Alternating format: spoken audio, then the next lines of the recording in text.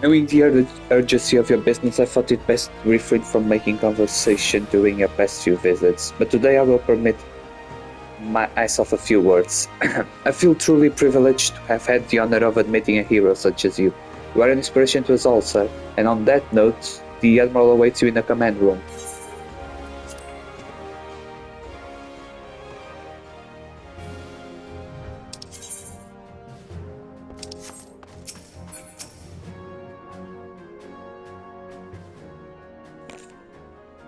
We Lominsons are sworn to strive, till sea swallows all. And swallow all it would have, had Leviathan prevailed. That we still strive now, we owe in no small part to you. Not for the first time, you have delivered Limsa Lominsa from the wrath of a primal. Never has our nation known a stouter ally. On behalf of my people, I give you my humblest thanks.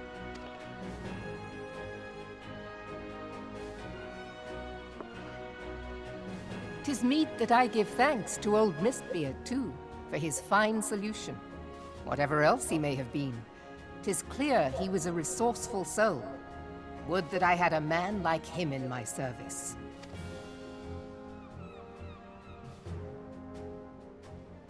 Before I set foot in these lands, I had no inkling that the people of Eorzea contended with such mighty foes. Suffice it to say, their existence came as something of a shock, as did the idea that they could be defeated. This experience has served to remind me of the vastness of the world, and the boundless potential of man.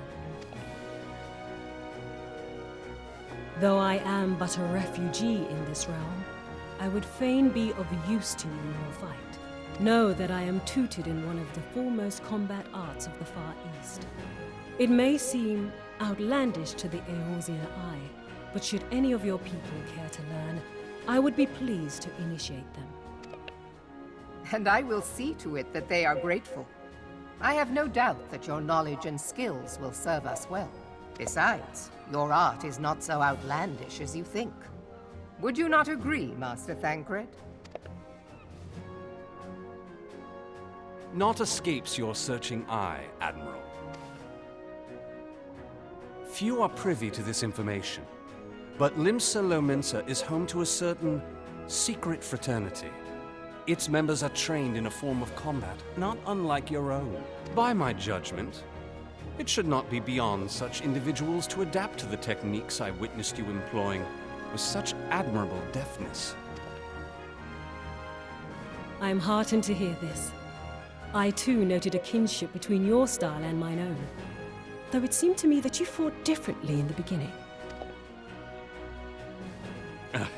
I suppose I did. What can I say? I'm a man of many talents.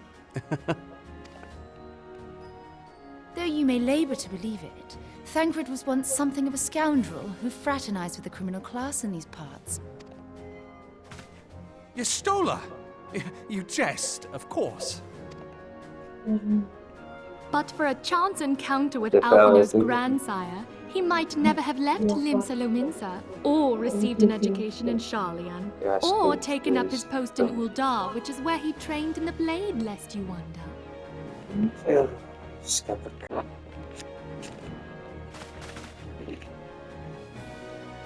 Minfilia, please! It would seem there is more to you than meets the eye, Master Thancred. Lady Yugiri, I am told that you and yours came to Eorzea seeking permanent resettlement, and that many domins have since been engaged as frontier hands at Revenant's Toll. Moderna is many things, but a place of refuge it is not. Know that I would like nothing better than to furnish your people with a new home here on Lominsan soil. Alas, racked by instability as we are, our nation is in no fit state to take you in. Yet I'll not have it said that we turned a blind eye to your suffering. Until such time as we can do more, I pledge to send provisions. We are in your debt, Admiral. I realize that it scarce qualifies as repayment. But if it please you, I shall set about sharing my martial knowledge with your people at once.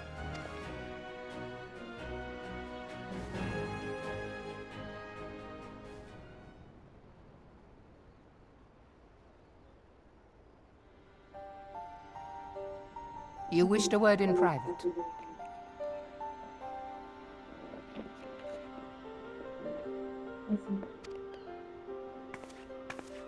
It is a simple set of feet. The better not to spoil the festive mood. History repeats itself, Admiral. As the kobolds did before them, the Sahagin resorted to summoning their god over a territorial feud. They acted in self-preservation. It may be that the Sahagin initiated this particular clash, but how it begins does not interest me so much as how it ends.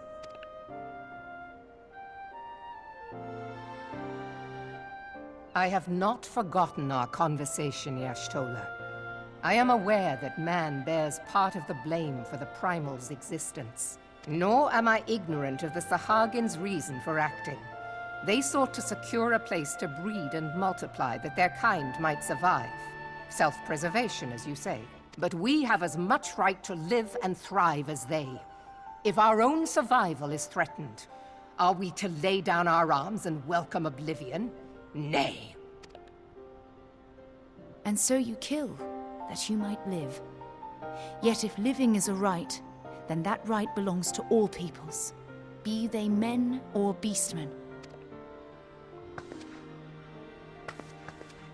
I'll not deny your reasoning. But when a storm gathers, it falls to me to see my people safely through it. That is my duty, and I shall do it.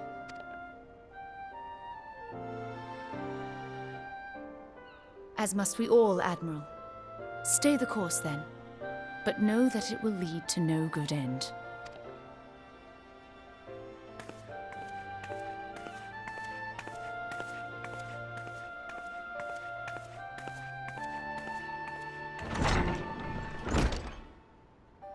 Man has ever put himself first and foremost. To justify his actions, he clads himself in the armor of righteousness, though it be a fancy of his own making. In this, mayhap the Garleans and we Domans are not so different.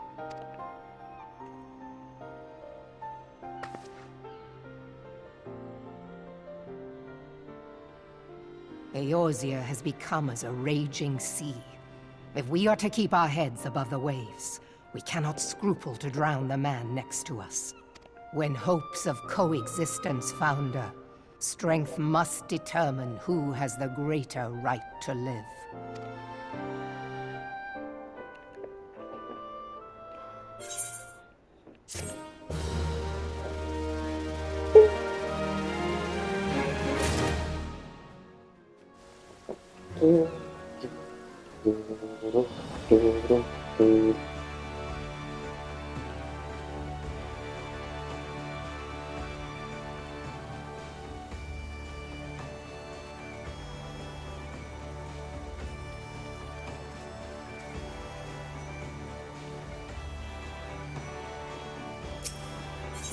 When Yuguri met the fraternity, the Admiral has informed me of the arrangement. I have in my keeping a letter of introduction for Lady Yuguri.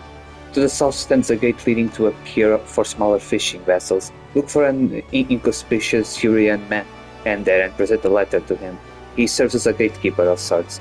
Now, before I go, I am obliged to remind you that the members of the fraternity to which you would be introduced abide in the shadows of Lomesian society.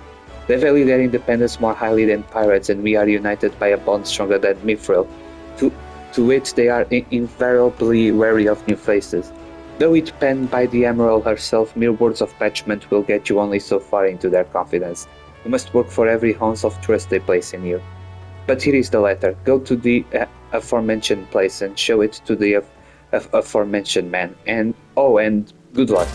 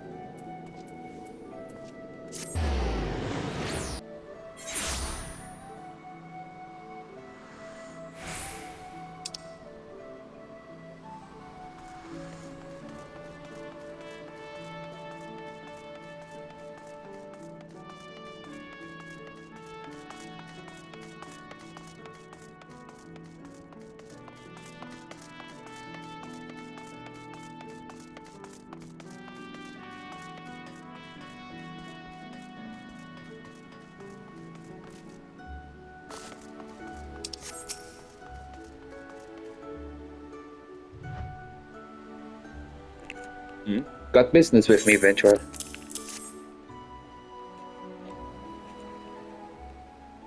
So you're the man the Admiral sent word of.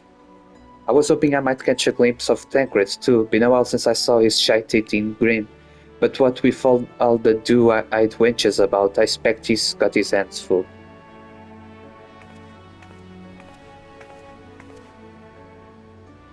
Ah, and you must be the Far Easterners that what my Ebb says wants to train with us. Welcome to Libs, milady. I am Yugari of Doma. It is an honor to make your acquaintance. I must confess, when first I learned of your organization, I had certain preconceptions as to the nature of your membership. It would seem I was mistaken. You're not the first person to say that, lass. Lims is a city of pirates, to be sure, and pirates don't give two farts about keeping a spotless reputation. They hardly need a secret society to do their work. Might be as my people and I keep to the shadows, but we've got nothing to be ashamed of. It's simply better for business that we remain unseen. And so you have developed fighting techniques suited to this purpose. I see. Know that the practitioners of my heart too are denizens of shadow. It is in stealth that our strength lies. There is much we might learn from one another, I think. Then what in the seventh hells are we waiting for? If you'd come with us, you agree of do what is it? We can get acquainted in more private surrounds. They didn't come out right, did it? Master Joseph, I'll remain with these people for a time that I might study their ways. Though I am loath to be separated from my countrymen, I take solace in the knowledge that they are in the best of hands. You have been a true friend to us Domans. No words would suffice to express my gratitude. Ere long I hope to begin imparting my martial knowledge to the people of Eorzea. When that time comes, it would be my honor to welcome you as a student.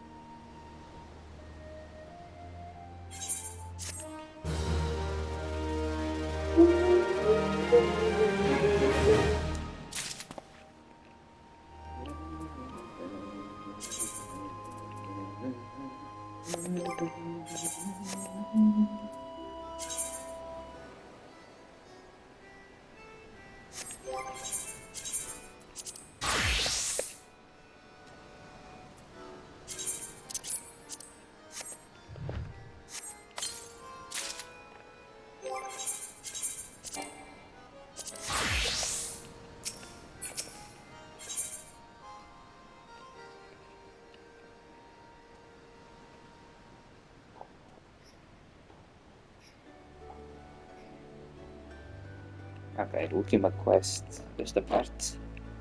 Through the Maelstrom. Much and more has occurred me since first I beheld the Eorzea from the galleon's deck. Suffice it to say that not envisage being invited to play in part in your noble struggle. But forgive me, I have kept you over long. Doubtless you have pressing business of your own. Rest assured that I no longer require an escort in this land. When next you meet Lady Menphilia, pray relay to her my humblest thanks. Would that I could do so in person, but I must needs fulfill my promise to the Admiral. Till we meet again, Warrior of Light.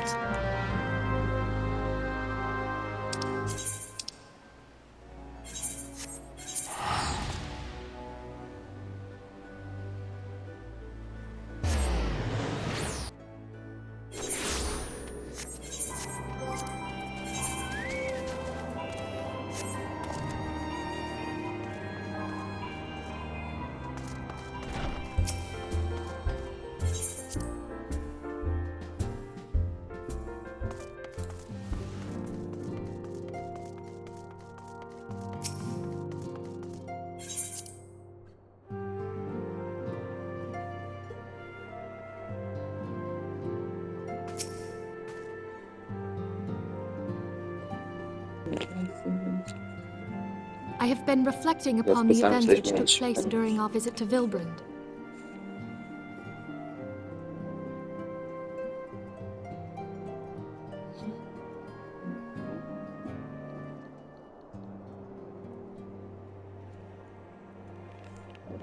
If you have a moment, I would share my conclusions with you. Please, bear with me. When the Sahagin Elder summoned Leviathan, he employed the power we have come to know as the Echo. Though I cannot well explain the how of it, it would seem he became immortal in so doing. When the Admiral subsequently slew him, his spirit emerged from his lifeless flesh, a consciousness shorn of physical form. Thus transfigured, he took up residence in the body of his minion with the ease of a man donning a favorite glove. Long have I known that the echo allows one to pass through the walls of a man's soul, but never did I imagine that it could free us from our own flesh, nor less that our souls could then occupy the next corporeal vessel to take our fancy. It was of this that Elizabeth spoke, an existence which knows neither cessation nor oblivion. And yet, though the Sahagin had mastered his gift and thereby become immortal, he was by no means invulnerable. As we both bore witness, he was ultimately absorbed into Leviathan. And the import of this observation? If the Ascians' mode of existence is indeed the same, it can be inferred that they too are not invulnerable, that they can be destroyed. There exists a legend which tells of souls who are reborn upon the cusp of each umbral calamity, that they might stay the encroaching darkness. To most, it is but a fairy tale, yet recent events have given me cause to wonder, could the legend in fact refer to the echo? Much and more yet remains unknown, but I am confident that all will become clear in time.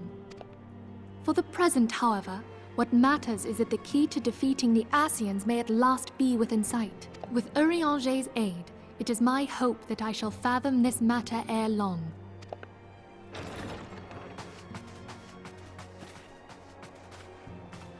Oh, I was just about to send for you, my friend. Is Artemis? Grave tidings from the Sharlayan motherland, my lady. It doth concern our distant allies, the students of Baldessian. What of them? My lady, the Isle of Val, which for many years hath been the Order's home, is no more. No more? Whatever do you mean? I relate only that which hath been conveyed unto me by our agents. An etheric wave of the highest magnitude was recorded in the region. Soon thereafter, 'twas observed that the isle had ceased to be. 'Tis postulated that a magic was evoked, like in power to Ultima. 12 preserve.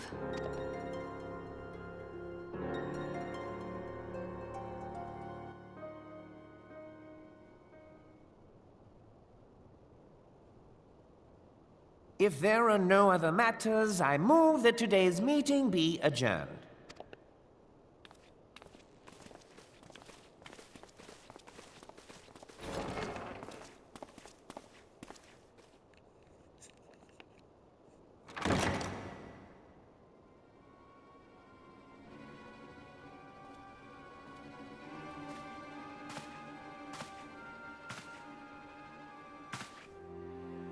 It is done, my lord.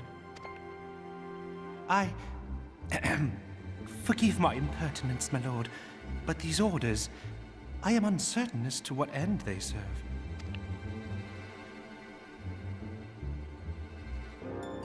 Revolution.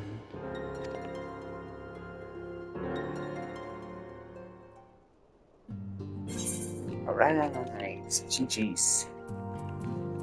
Wait. Item level 120. Nej. Jag spår. 50 vez. Sai, esqueci outra vez.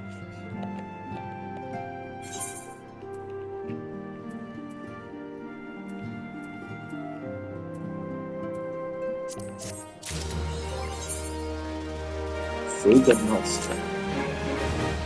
Já se passou. Oh, mais 5 minutos. Alright. Agora, quais são as missões secundárias XPTAs que eu tenho de fazer?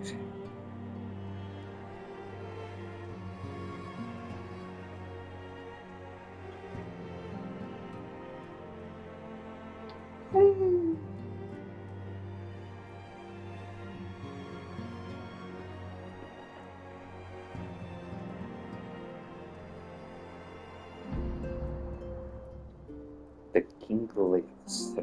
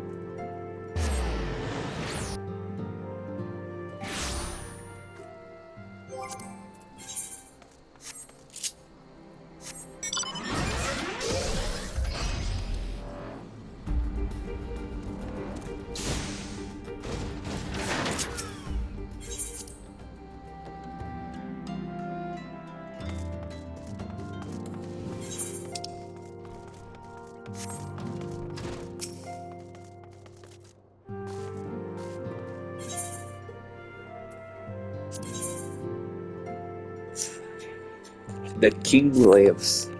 Amongst Mughal the legend of good King Mughal Mog 12 doth tell of a wise and magnanimous ruler. Alas, the entity thus summoned puts the lie to his imagining with his brief and decidedly unpeaceful reign. It was most disturbing for me to learn then that the Mughal's guard have once more succeeded in placing their manic protenade upon his thorny throne. Only with the Estian's skillful intervention could they have called the king back from the ether with such haste. I am afeard that, as was the case with Ifrit and his primal ilk, the ritual thus employed have empowered the Avatar with a strength far beyond that of his previous incarnation. As ever, it falls to thee, the blade born of light, to banish the Paragon's dark ambition from our realm. The 12 only know what they are powered of corrupt the savior of this gentle forest folk. The name has been called Joseph. The more moderate faction of the Mughals have joined with the Order of the Twin Nether in an effort to open the path to the good king's domain. I bid thee make haste to the Adder's Nest, and once more pledge thine aid in disposing this royal myth made flesh.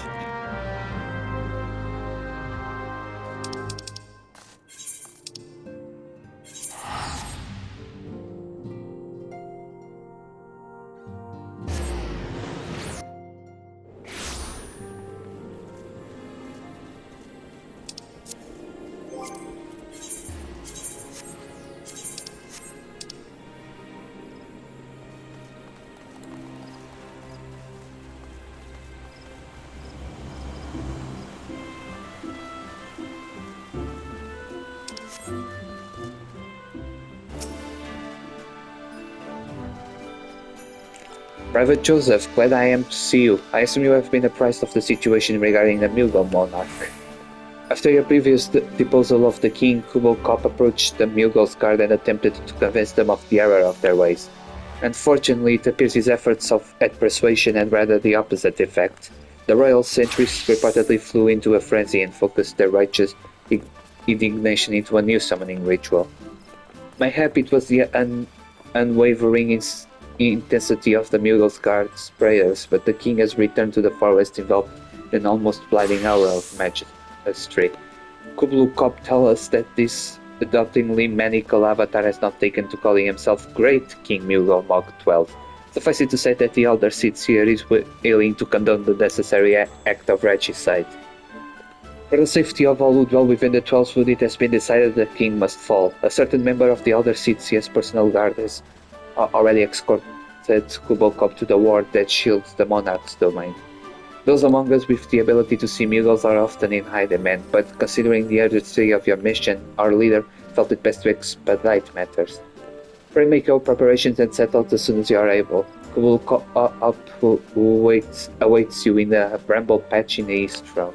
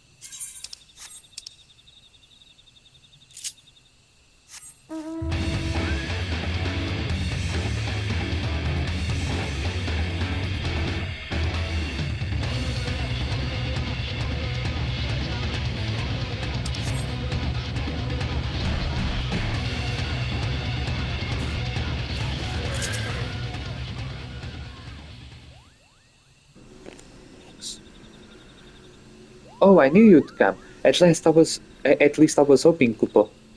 Not long ago, I had a stern word with the Mughals guard about the dangers of turning pleasant fairy tales into disturbing reality, but they insisted that the intimidating force that is good King Mughal, Mach 12 Mace, Scepter of Judgment, ever condemned our respect. Yeah, he's exactly the sort of savior we need. The Mughals are afraid, Kupo. Oh, afraid of how the forest has changed, afraid of the never-ending conflict, afraid that we Mughals have no place in this new world. I am scared of all those things too, but the thought of unleashing our royal menace upon the Twelves would scares me even more, Kupo. Please, you must deal with them firmly before this goes too far. A measure, a thrashing, of course, nothing too brutal. You can enter a torn march here, though, through the tear I've made in a ward. Take care, good fortune, and in the meantime, I'll let the others know that the great King Mughal Mach 12 may his reign end with minimum of bloodshed. Will be vacating his throne, Kupo.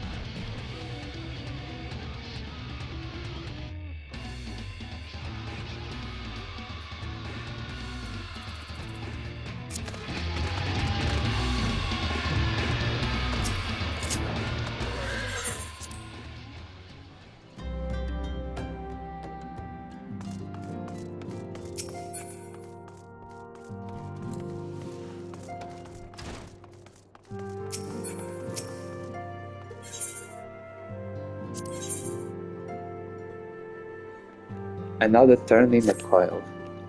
A crystal-choked abyss left beneath the Cartanier flats, the unholy cradle of an elder primal, and by thy hand were truths great and terrible wrested from those once celestial depths. Yet, as is oft the case, an answer of breed of profusion of questions, and the unknown doth beckon with irresistible allure. Ne'er have the mysteries of the Red Moon lain so neatly within our grasp. Lady Alice hath sent word of her coming. 'Tis time once more to brave the precipice and leap unflinching into the jagged wound that doth gape beneath the land.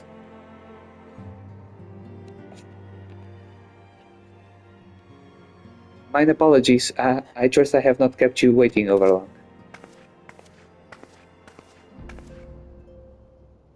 Joseph, I am both delighted and reassured to have you at my side once more. I will not waste your time with trivialities. Let us proceed directly to the discussion of that which we have learned, that which we hope to learn anon. Initially, it was evidence of a new primal that led us to delve into the cavern beneath Castle Moss Island and to explore the subterranean scars left after the fall of Dalamud.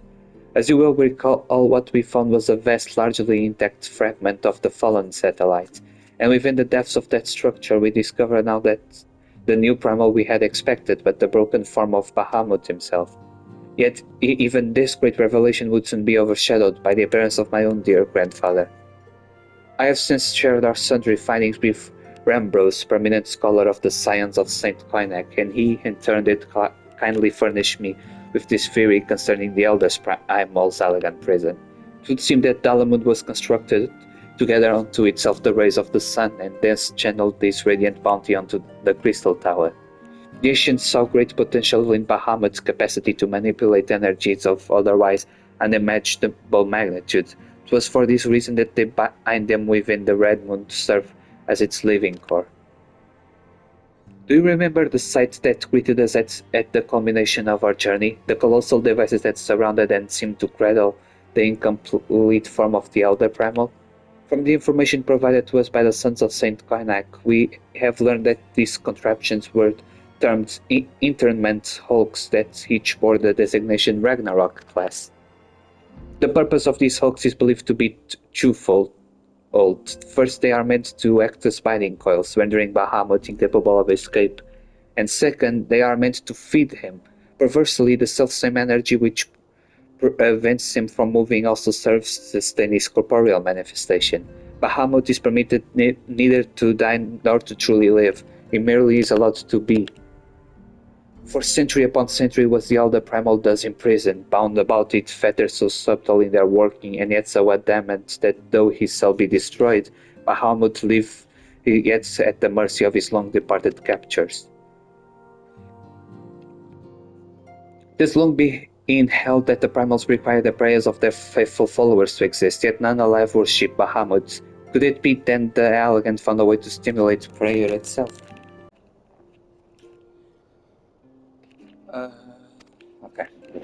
It seems the only logical explanation. Já se passaram 6 minutos, mano.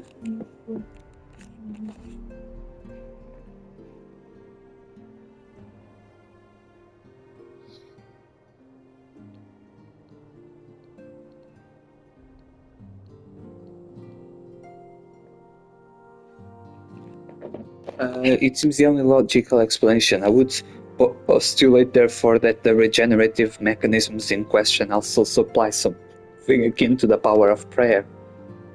Consequently, if all the internment hooks were to be rendered inactive, Bahamut should dissolve into the ether. Upon the evidence of thy previous foray, we determined that the Elder is sustained by 3 such binding coils. Thus did we commence to scour the realm and found in the 12th Sud an as yet unexplored fragment of the Lesser Moon bearing a most familiar Pyrrhic signature. And after conducting a preliminary investigation, we believe we have discovered a point from which this North Shroud fragment and the second of the internment hulks can be entered. As Eorzeus soared in the darkness, I would have you once more lead the charge. I will, of course, be there at your side.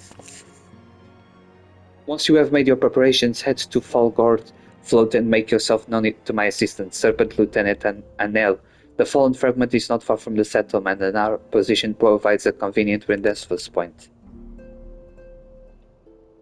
I will break these elegant fetters, for they bind my grandfather as surely as they bind Bahamut.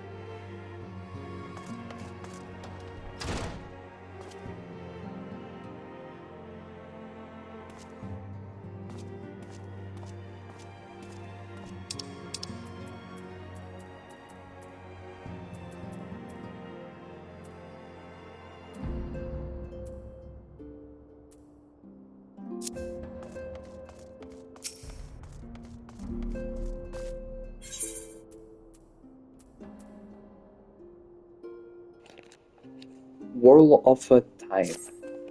The Lord of the World slain by thy hand, 'twas a deed both heroic and historic, a tale to be told down the ages. I fear, however, that the terror of the indigo deep did slumber but briefly in the ethereal sea. The maelstrom hath assured me with unhappy certitude that at Leviathan doth stir from the abyss once more. Should this indeed prove the case, then we face a most troubling and chilling predicament. The Lord of the World is a voracious being, not less than a treasure trove of crystals would serve to lure the entity back to our plane of existence. It is folly then to believe that a sea-bound beastman could gather such a haul with such impossible alacrity. No, we must assume that the Sahagin have adopted the disturbing new summoning ritual we observed amongst the other beast tribes. A threat of unprecedented magnitude now loometh over Limsa Lominsa. Take thee the swiftest road to Maelstrom Command and offer thy stalwart service. Thy shining light must needs illuminate the ocean's darkened swell.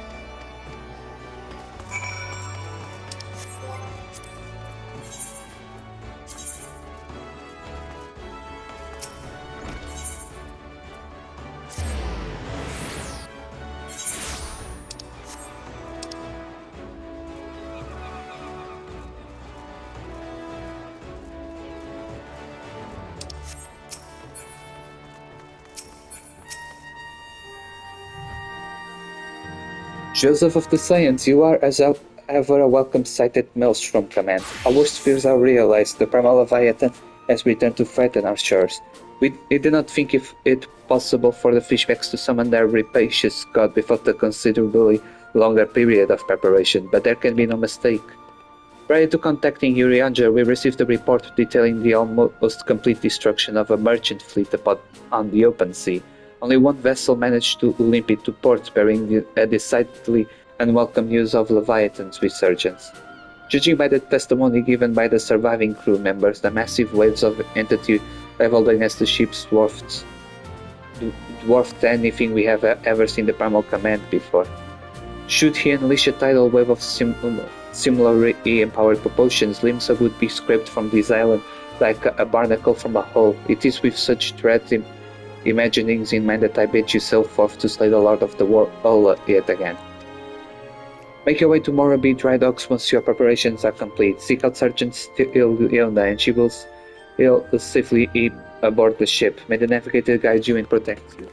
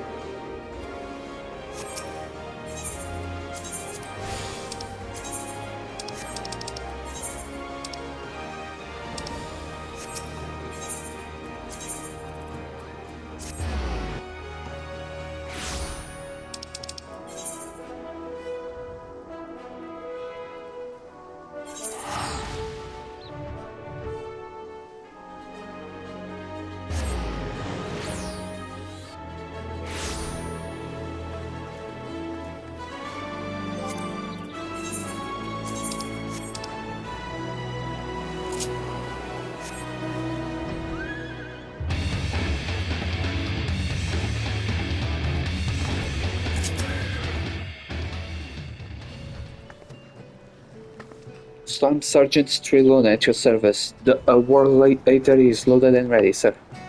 I'll give the signal for the towing vessel to depart as soon as you're aboard. Leviathan was sighted some distance from the coast, so there should be more than enough time to build up to ramming speed. The entire crew is willing to lay down their lives to ensure you reach your target, sir. So you just concentrate on securing that overgrown sea serpent.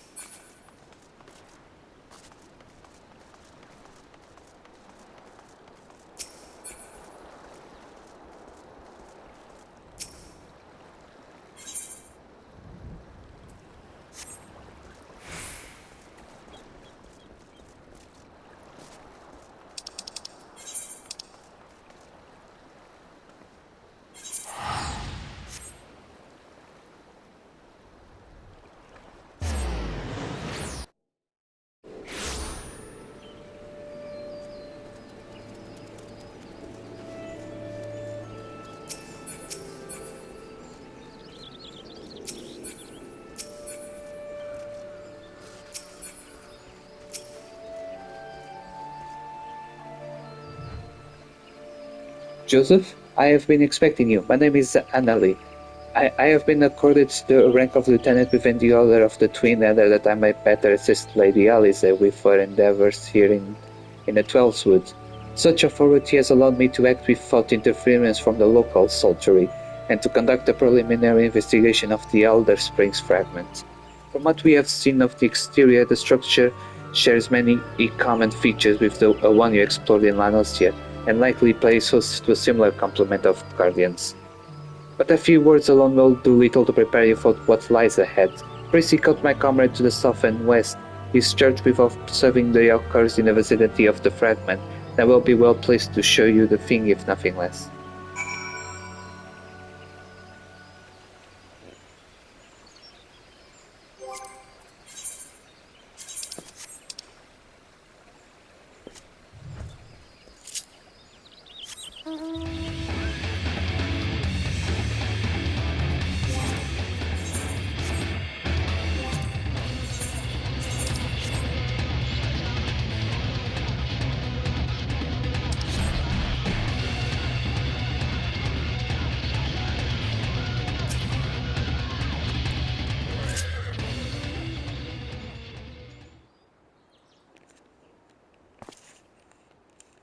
What business brings you to this broken land, unless you fancy being ground to a bloody pulp under the granite fists of a wandering golem? I said, just Pagoro.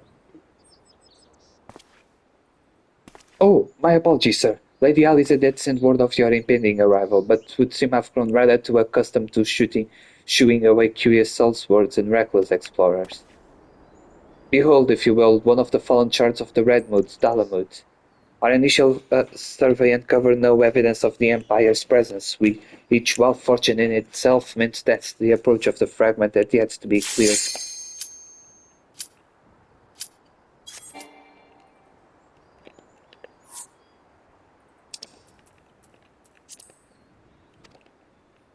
The interior, well, assuming that the architecture actually is folk, resembles the first domestic controls you seek will be located at the uttermost layer, but as all the ingenious and deadly defenses of which the ancient Talagan seemed to so is evidently fond. If you would know more, I'm afraid there is nothing for it but to brave the depths of the fragment yourself. Lady Alice will soon be arriving at Falgord. Pray do not tarry on your way back to the lieutenant's post. I imagine our young mistress will be most eager to commence the expedition. The road ahead promises peril plenty, and I would suggest that this is not the occasion to stint on preparation or provisions. May the 12 watch over you.